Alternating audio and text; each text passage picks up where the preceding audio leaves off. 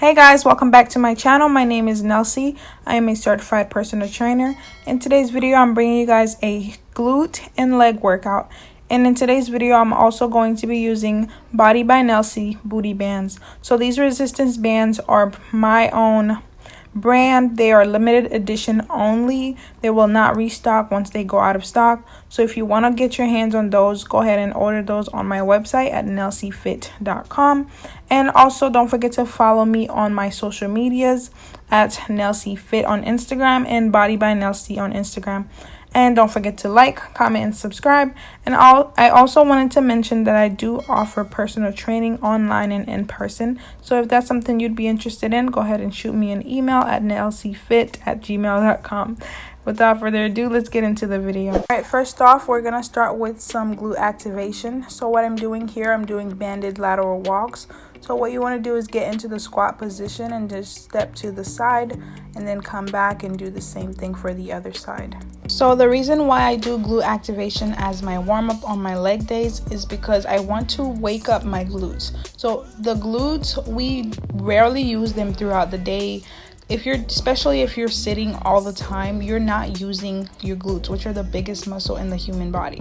So before you start lifting or doing anything like that, you want to wake up your glutes by doing glute activation.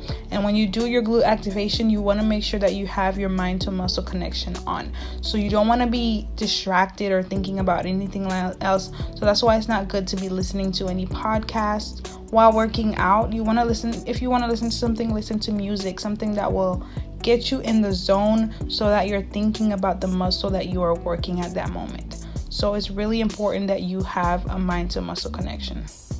Moving on, we're going to be doing banded kettlebell deadlifts. So you want to have your legs shoulder width apart so that when you deadlift, the deadlift will be in between your legs. And when you hinge at the hips, you want to have a slight bend in your knees while keeping your back straight. And at the top of the movement, you want to squeeze your glutes together. And when you're performing the deadlift, I think it's best to keep your eyes, your neck, and your head neutral. I see a lot of people doing deadlifts with their eyes up and their head up. For me, that's really strenuous to your neck. That it's gonna hurt, like you're gonna have a sore neck. So I think it's best to keep your head neutral so that your neck won't be sore. Up next, we're doing jump squats. So I'm jumping really high while doing these, and the purpose of that is just to get my heart rate up and prime for the workout we're about to do.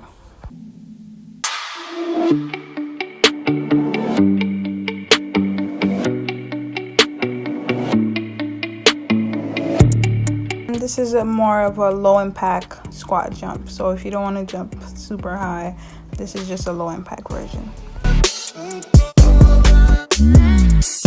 All right, so next we have a medicine ball slam. So with this, you want to go on your tippy toes, slam the ball as hard as you can, bend at the knees to pick up the ball. Keep your core tight when you perform this. And also, you guys can see I do spend a lot of time warming up because I want to make sure that my joints are lubricated and that my heart rate is up and that I'm primed to perform my workout that I'm about to do. So always spend a lot of time warming up before you start your exercise because you do want to prevent injuries as much as possible. So we're moving on to barbell squats. So the first set, I'm not putting on any weights. I'm just like using the first set to warm up because I am about to do some squats and I want to get the movement pattern down so that I make sure that my form is correct when I do put on weights.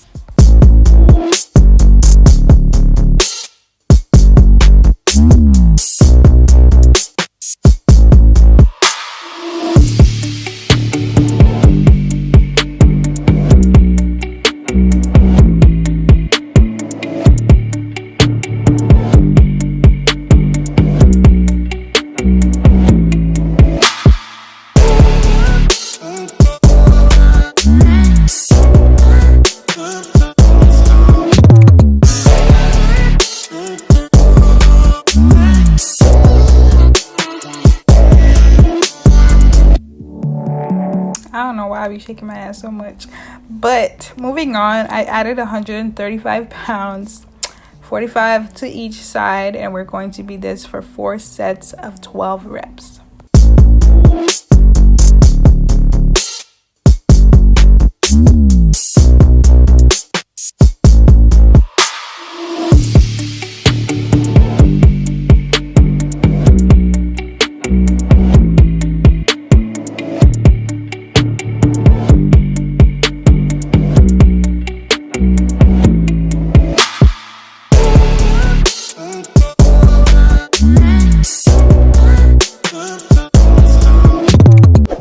right, so next we have a landline deadlift. So with this, you want to have your your legs shoulder width apart and have the weight, your hands in between.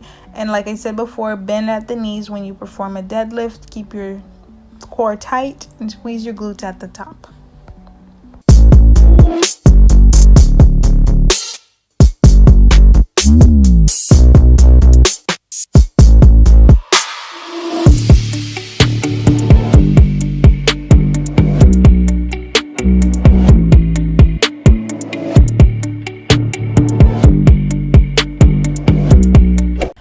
Okay, so we're moving on to leg press. So go ahead and set up the machine how you like it and make sure the seat is angled the way you like it. And when you do the exercise, you want to make sure that you do not lock out your knees, because you are more likely to injure your knees with doing that. And you want to make sure that you are using full range of motion at the bottom of the movement by bending your knees to a 90-degree angle and not half repping it, because then it defeats the purpose of doing the exercise if you're not going with full range of motion. Okay, so you want to make sure you're doing that.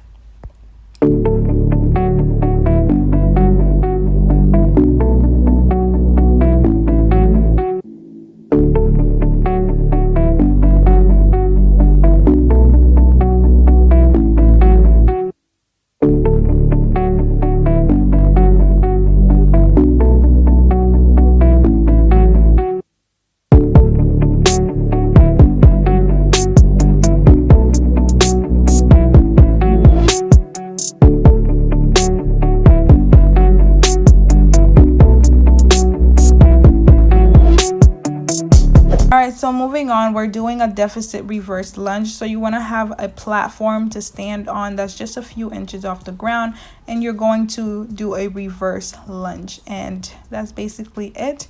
With doing this variation of a reverse lunge, it will actually target your quads a little bit more, so you're going to feel that burn.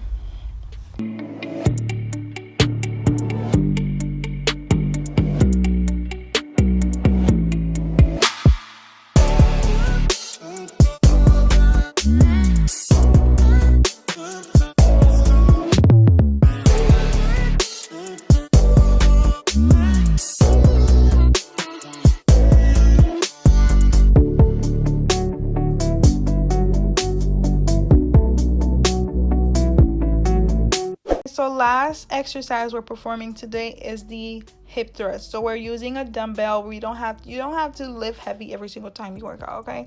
So we're using a 35-pound dumbbell for this.